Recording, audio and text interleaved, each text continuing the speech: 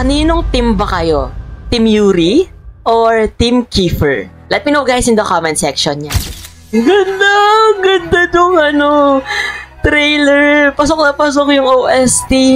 Ready na ba yung mga puso ninyo? Ready na ba kayong masaktan? Umiyak? Binansagan talaga dahil in-acknowledge siya hindi lang sa Pilipinas pero pati sa mga international dahil ang dami niyang international fans. Uy! Multo ang OST this. Okay, nice choice. Okay, dalang-dala talaga nila yung chemistry. Cute talaga nila. Ano ba yung multo o nakaraan na makikita natin dito sa Book 2? Hello, kumusta kayo? Ang gagawa natin ng reaction video ang binansagan talaga dahil in-acknowledge siya hindi lang sa Pilipinas pero pati sa mga international dahil ang dami niyang international fans. At one of the requested din na dapat nating silipin or panoorin. Ito lang naman ang Book 2 ng Ang Mutya ng Section E, The Dark Side. So, a little spoiler from the title itself. Ano ba yung tinatago or ano ba yung dark side ng mga karakter dito na sina Yuri, sina JJ, at si Kiefer. So, for today's video guys, masasagot kaya ng trailer na ito yung mga nabanggit ko or yung dark side ng mga karakter dito. So, samahan nyo ko guys at panoorin natin ito. Let's go! So, eto na. Official trailer, Ang Mutya ng Section E, Book 2, The Dark Side.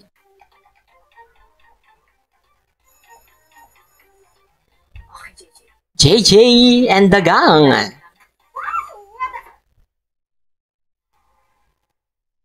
Book 2, The Dark Side. Okay. JJ and the Section E gang.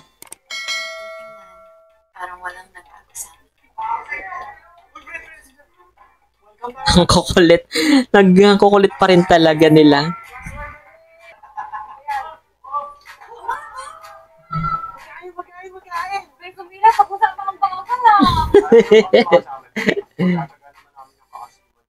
Jasper, Jean, Mariano, what's up?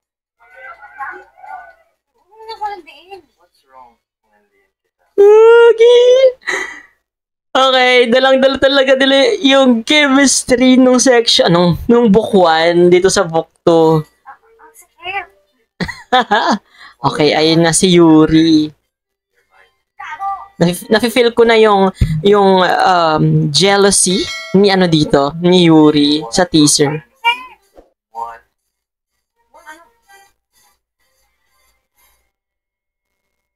Bakit mo pa ako sinundo? Nag-bite naman ako. Okay.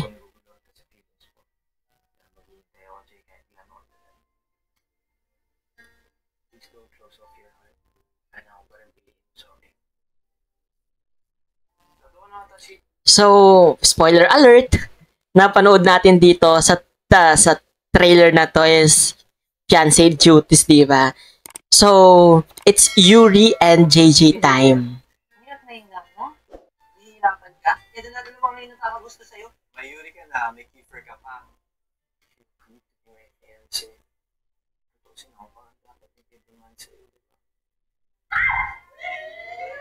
Ano ba? Actually po, Mrs. Watson po dapat. Mrs. Watson! Pero sa lahat, ito na yung asang pinakamalala. Nagtitinga po ni Jay.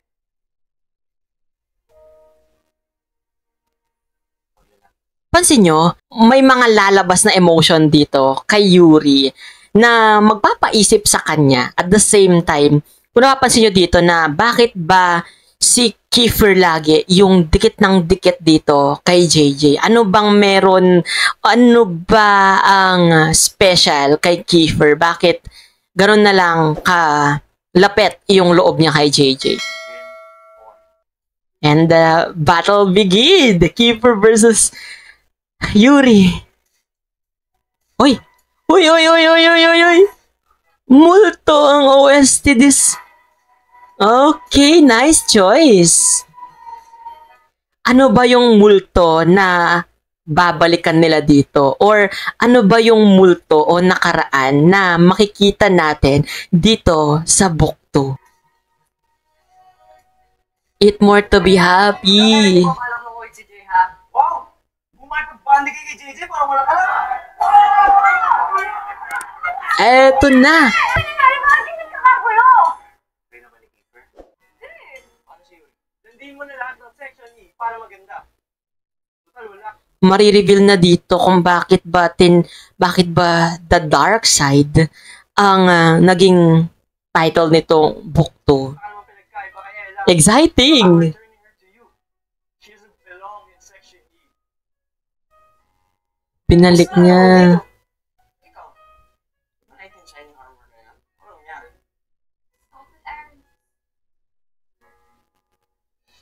Ganda! Ganda nung trailer. Pasok na pasok yung OST. Ready na ba yung mga puso ninyo? Ready na ba kayong masaktan? Umiyak? At okay, maguluhan. Sa emotion, yun. Pasabog, multo. Ashtin.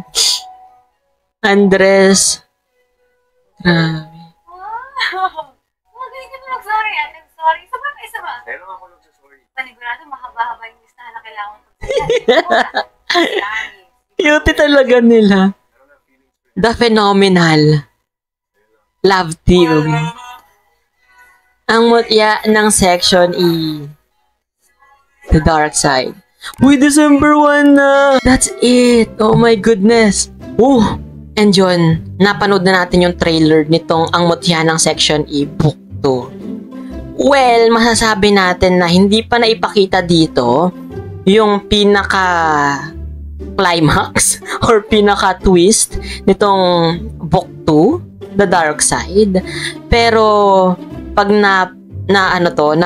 naipalabas to, tsaka natin marirealize na, kaya pala multo yung OST at the same time Dark Side yung title ng book 2. Kayo, kaninong team ba kayo?